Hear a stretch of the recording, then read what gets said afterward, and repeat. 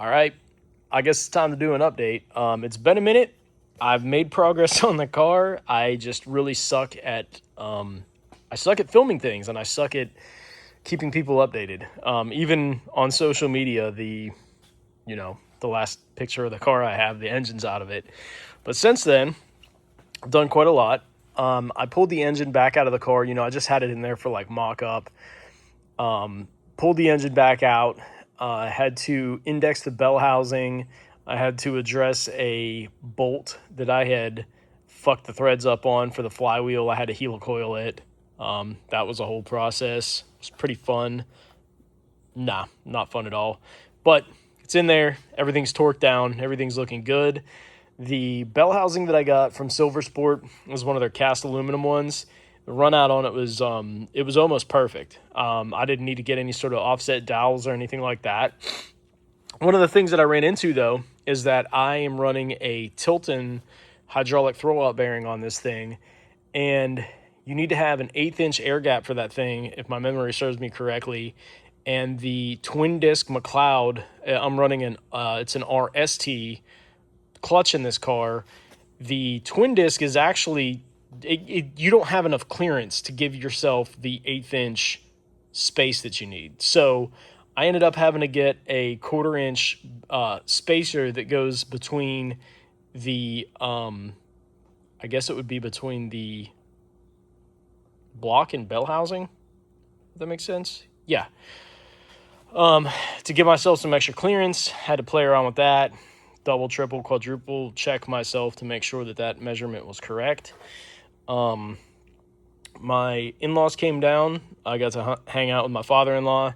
He sat on this chair, enjoyed the fan, while I struggled relentlessly to get this fucking thing back together because when I torqued the clutch down, just a word to the wise, I failed to keep the two clutch discs aligned perfectly. So whenever I try to put the transmission back in, dude, that input shaft fought me. It just wouldn't go in.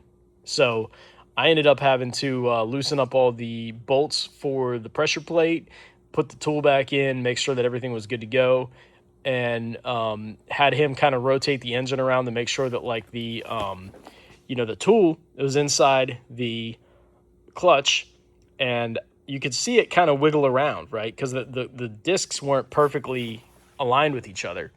So I loosened it around, I loosened it up, played around with it. I got it aligned, and everything started to, the transmission went right in then. So that was a bit of a process, but, I'm hoping the engine's in to stay, just barring any sort of unforeseen circumstances. I took some videos, but I'm basically, this is just an intro, and I'm going to kind of compile some stuff together. It's going to be kind of a jumbled up pile of shit. I hope it's watchable. So anyway, I'm going to switch over. I'm going to show you the interior of the car before I put the interior back in. There's something that I did with the shifter, bezel, boot, all that kind of stuff that I think is going to look pretty good, or I thought was going to look pretty good, and I'll show you that now. So before I put the carpeting and stuff like that back in the car, I figured I'd show you guys how I did this. I had to build this transmission tunnel to accommodate the larger Tremec Magnum. The top of it's flat, and what that allowed me to do, well, I don't really have a means of like rolling metal and just making this like a factory curved piece anymore. So I used a sheet metal brake. I built this piece back here that transitioned that into that. That was this whole thing was a pain in the ass. This is one of the hardest parts of the car for me so far. So anyway, the Tremec Magnum has a large shifter that bolts into the top of the transmission, and what that allows you to do is you could take it out, you could flip it 180 degrees, and you can adjust the location of where the shifter is. So I was thinking like, okay, if I need to take the transmission back out of the car, which I most likely will at some point have to, fool around with it, I wanted to make it like easy to maintenance. So the hole is pretty large, right? So then this aluminum plate it kind of adapts that hole. It makes that hole actually smaller. And then this is just like your regular Amazon special shifter boot. And then just to make it look a little bit better, I got one of these Race Quip Velcro or snap-in, shifter boots. That this will actually be above the carpeting, but the carpeting is going to kind of tuck in between the rubber and the aluminum frame. But that's how I accomplished that. And then I mounted my airbag module. Because this is flat and because I had to get rid of the bracket that it mounts to, I just have it held in there with 2 bolts, which I think is plenty fine. I've got some riv nuts. I did all this with riv nuts too. Like there's riv nuts on all 4 corners, and then there's 2 additional ones up there, and that's just what holds everything down. And then I put 2 more up there for the airbag module. All right, so I had to throw the carpet back in this shit, man. It was driving me insane. I couldn't stand looking at it. I couldn't stand laying on the bare floor anymore because I spent a lot of time this weekend with my head underneath the dashboard connecting things and running things. So I stuck the driver's side seat in, kind of checked the ergonomics. That shift handle is like the perfect height. I'll show you guys that here in a second. I threw the driver's seat in to mock this up just to see how everything felt. Shifter is in like perfect location. I mean, it's like, right there, arm chilling on the armrest. Obviously the seats are going to get changed eventually, but for the time being, that's great. The Holley's in a good location. I can see it very nicely. And then the relay panel that I had to mount up under here is not getting in the way of anything. So, I mean, that's also good. But yeah, I think that it's going to work out pretty good. The carpet's a little bit dirty, obviously, because like I just snatched it out of the car and then I've been rolling around in here like working on shit. But the Holley is going to live in the glove box.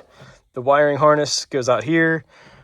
The engine harness goes over and hits a grommet in the firewall, which I'll show you later, and goes out to the engine. And then the power harness, because it's kind of short, I just utilized this grommet down here, and it goes right up along there, and it just goes right to the battery like it's meant to. So I wanted to stop and take a second to talk about some of the stuff under the hood of this thing. As you just saw, I plan on running the car off of Holley Terminator X, and I went a step farther, and I contacted Ryan at Jolt Systems, and I ordered one of their standalone wiring harnesses for this thing. Throughout the research that I did on choosing like which engine I was going to put in this car, very consistently, the 2 major issues that I saw with the Holley was first of all, user error, right? A lot of people screw up installing these things. I mean, you have to think they make a really obtainable, it's very attainable for most people to run one of these engines on a Holley. I mean, they're super popular, so you have more people, more chances of things getting completely screwed up, and that's kind of what happens. But then on the other side of that coin, you have a bunch of people that have made complaints about the quality of the wiring harness that you get from Holley, right? People have said, I have been pulling my hair out of my fucking head trying to figure out why my truck doesn't want to run. And I decided to say to hell with it and buy a Jolt Systems harness. I installed it over the weekend. As soon as I hit the key, the truck fired up. It runs great, okay? This wasn't 1 or 2 or 3 people that I read these kind of reviews from. So I decided to just kind of forego that risk of having to deal with, what some and most people would consider to be like subpar standard, like subpar quality on a wiring harness, and just get one that's American made. I went on their website, I downloaded their instructions, which are they're really good, by the way. And then I called Jolt and I talked to Ryan for a little while, and I picked his brain to just make sure that what I read from the instruction manual, I was understanding everything properly. I mean, I'll show you real quick. I mean, I printed it out and I put it in a binder, which I would recommend if you're going to do something like that, you do. But it gives you, it's incredible. Really high quality. I mean, just really well thought out. And the material that they make the stuff out of, like real high quality TXL wire, the connectors are all really nice and it's all labeled.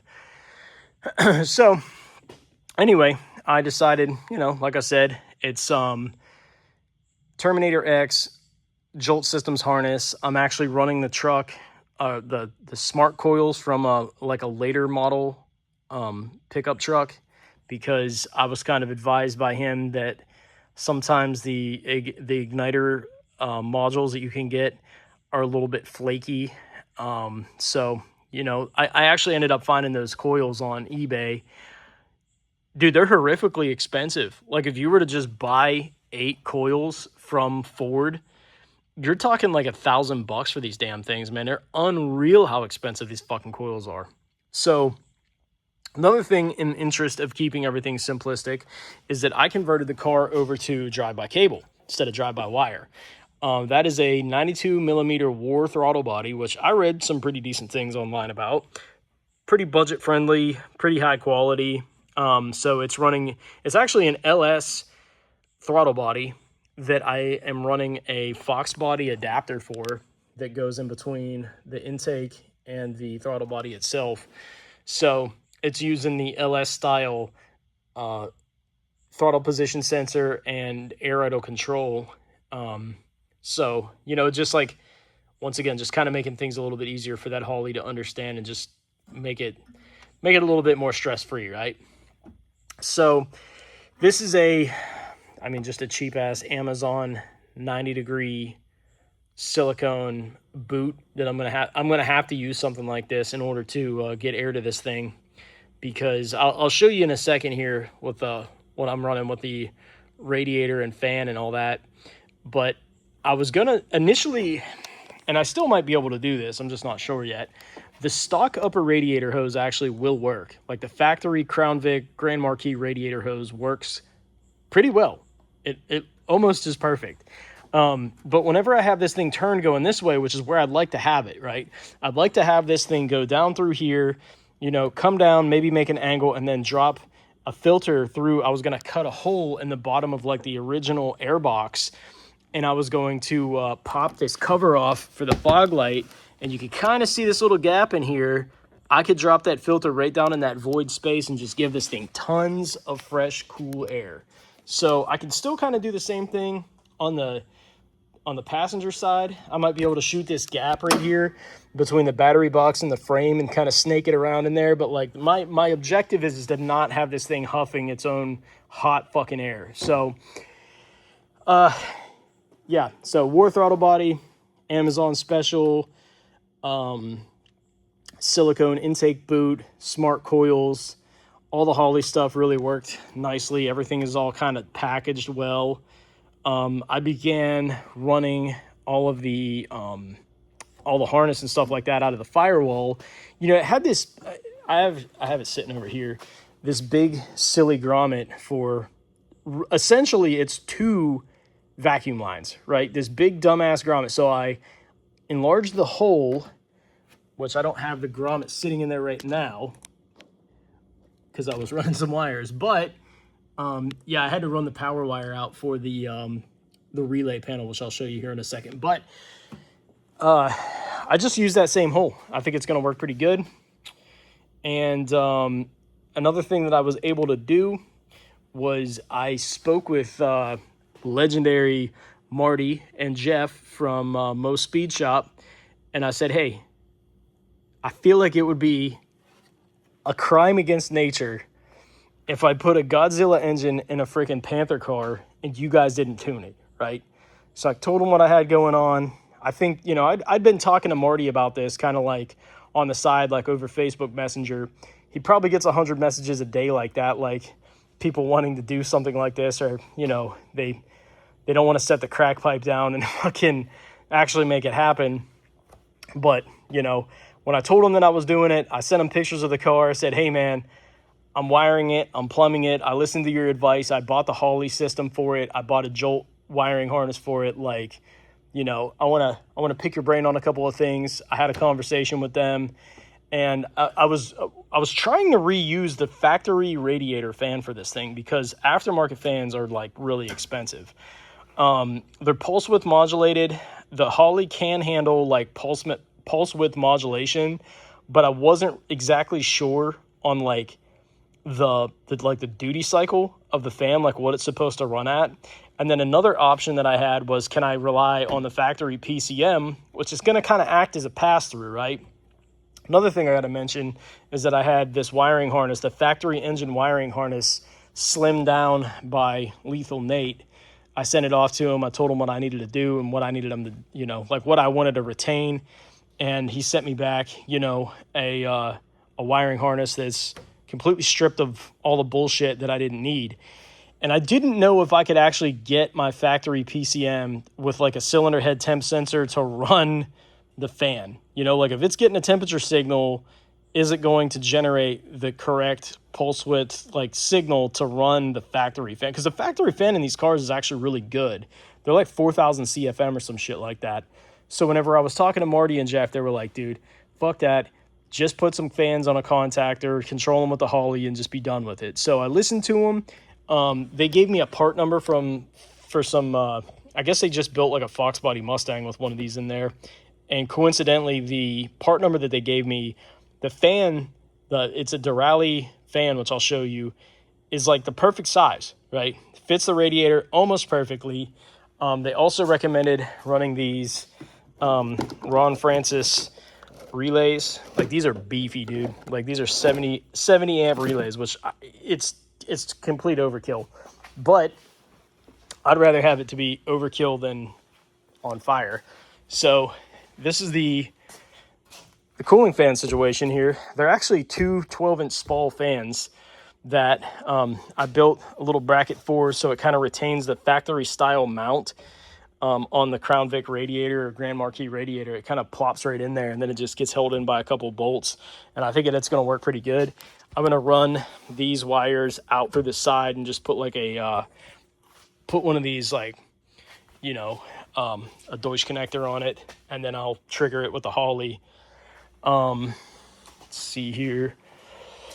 So, I had to be kind of considerate because with the radiator and the fans involved, I only had like 4 inches between there and the throttle body. So that's why I had to run such like a tight radius intake for this thing.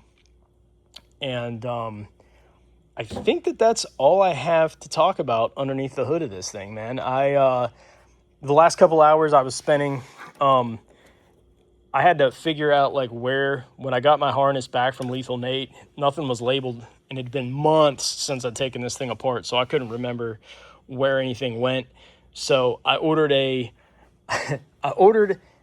wiring diagram from eBay. I ordered a factory Ford, like fucking no bullshit, like the Ford OEM schematic for this thing, and it's great. It has all sorts of information in it. It's got the connectors. It's got all these things in it. But what sucks is when you look at it, it'll tell you the pin. It'll tell you the gauge wire.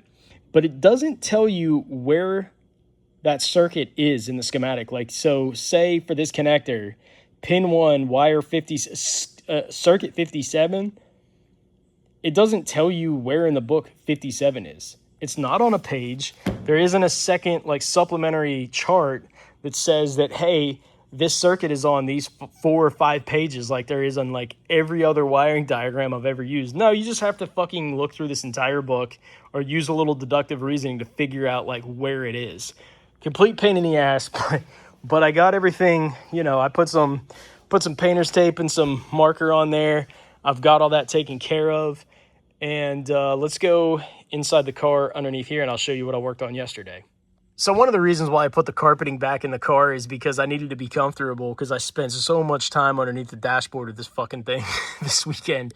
So last night, one of the big things that I got tackled was the fact that I needed to mount this fuse and relay panel that I got also from Jolt Systems, that it plugs right into their harness for the Holley, right? So you really only end up needing to terminate a handful of signal wires, and then there's like 2 beefy wires. One of them's for a fuel pump and the other one's for a cooling fan. So trying to find a place for this thing to live was not very easy, because on these newer vehicles, they are just jam-packed with all sorts of shit. You think that you'd be able to find a nice spot for it, but then it doesn't either reach the harness, or you find out that it's just a bad location, right? So this is where the factory relay and fuse panel is, and so I really kind of wanted to keep it in close proximity to it. And this is not to be mounted underneath the hood of a car, because like whenever I first bought it, I was thinking that that's what I was going to do with it, and then I read the instructions for like a third time and saw that you do not mount these underneath the hood of the vehicle. It needs to be inside the cabin. So I really wanted it to be in close proximity to this. There was a little bit of a void right here, and there were some studs sticking down from the bracket that hold up the steering column. So I used those. I fabricated a bracket to mount it. Like I said, I stuck the driver's side seat in. It's not in the way. I mean, it actually works pretty well. I could have mounted it up a little bit tighter, but you know, I may or may not have been drinking a little bit, you know, by the third time I made this fucking bracket. So, you know, it's a little bit lower than I wanted it to be, but it still tucks up under there, like, reasonably well. So that was a huge accomplishment. You know, it's just like these little tiny details on these things. Like when you get to this stage of putting a car together, that just take an unreal amount of time.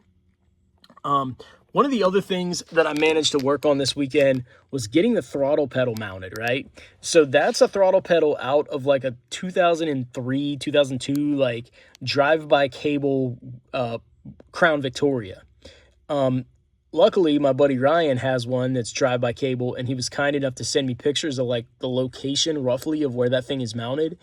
And, you know, like in my naivety, I thought that I'd be able to just bolt that pedal right to the firewall where the factory one came out, because I was like, surely they didn't change it that much. Dude, they changed the whole thing. So I guess it was Thursday night, I had to make a bracket for this thing to adapt. There's like 3 studs that come through the firewall, and I made like an adapter plate to mount the bolt to those 3 studs, and then the pedal bolts to those, you know, it bolts to that plate. And then I used a piece of TIG welding rod, and figured out like, okay, this is the, like, approximately like from the top of the pedal, this is where the throttle pedal needs to be. So I was able to kind of like figure out like roughly where it needed to be. And I fucked up the first time. I have a really small, luckily I didn't just go full retard and just drill a big hole in my firewall. Like I you know, drilled like a really small hole, and then I was like, nah, that sucks. I don't really like where that's at. So I'm going to try to see if I can get you guys up in here to look at my bullshit. But there's the plate, you know. I don't think you're going to be able to see much else. I'll probably just make you guys sick trying to shake the camera around. But I mean, you know, I verified it opens the throttle, the throttle blade on the throttle body all the way. Got 100%. So that was another huge accomplishment that took so much time to figure out and do. But I'm not really even upset about the way that the cables ran, right? So this is a cable from Motion. It was a 48-inch cable. I had to cut I probably cut almost 2 feet off of it, you know, because I mean, it still has like a decent amount of slack to it. It has like a nice firewall grommet, and then this bracket right here is Motion, and like, you know, all this shit is Motion, but I didn't want to buy like a really expensive Icon throttle body, which who knows. I hope this isn't like me putting it out there, but I hope I don't like regret not doing that. But yeah, I think that this pretty much wraps it up. I might be wrong, but I'll probably just throw this video up, even if I work on the car for a little bit tomorrow or something like that and make a little bit more progress. I'll probably just post it up and you know, give you guys a little something. But I'm hoping, you know, this is we're like getting toward the end of June now, but I'm really hoping within the next couple of weeks that I'll be able to get the car fired. You know, not on fire, hopefully. I've got a fire extinguisher over there, but I'd like to get it fired up. I have all the shit that I need for my fuel system, right? Got an Aeromotive 340 pump, I've got a little gauge, I've got everything that moves the fuel is Aeromotive. And then I bought a Delphi tank unit, which essentially, like, so this car, I guess I should probably talk about that too. This car had a returnless style fuel pump or fuel system in it. So the factory PCM is pulse width modulated, and it runs the factory, you know, the factory fuel pump doesn't run at 100% all the time. It just, ramps it up and down as it needs to. The Holly, I don't even know if it can do that or not, right? Probably not. So I didn't want to fuck around with any of that. The most simplistic way to do it is just run a return style fuel system. The earlier Panther cars used a return style fuel system. So this sending unit is from like an earlier Panther, but I talked to a guy online. I can't remember his Instagram handle off the top of my head, but he did like a 5.4 swap in his car, and he just bought like an older sending unit that has the return port in it. Alternatively, I guess that I could have like drilled the fuel hat and put one in there myself, but just to try to keep everything as like simple as I could, I just bought one. And plus it has a new sending unit. So, that was kind of getting a little bit sketchy in that car too. So it's an Aeromotive 340 pump. It's going to go in the Delphi sending unit. Aeromotive fuel pressure regulator. This is a fuel filter for it. Car is going to be plumbed in dash 6. And yeah, I mean, it should be pretty simple. I bought all the fuel components that I bought for this car were from Racetronics. Dude, once again, I got to give credit where it's due. My buddy Ryan completely styled me on this shit, man. He, this bad motherfucker, dude, he put a 6.2 Boss engine in his Grand Marquis and is running it off the factory PCM. Once again, he had Marty and stuff like that tune it. The car is fucking awesome. It's super clean. He did an awesome job on it. And in his previous life, he was a hydraulics expert in the military. And so plumbing is kind of his thing. Like fluid plumbing is, not shit plumbing. Maybe it is. I don't know, Ryan. Like, do you fuck with that? But anyway, so Ryan styled me on everything to buy, gave me like a list of things, different fittings. Couldn't be any more thankful that he spent the time to do that. So, for the most part, I listened to him. Bought everything, and he even showed me a video like kind of how he ran his fuel system. So at whatever point that you guys see me update you on that and I show you like, hey, this is the way that I did it, I can't take any credit for it, dude. I'm going to copy Ryan's homework and hopefully it works. It's not going to be as good as his, but as long as it gets fuel up to this big thirsty motherfucker, I'll be happy. So anyway, thanks for sticking with me this long, and I'm hoping to have you guys some more updates soon.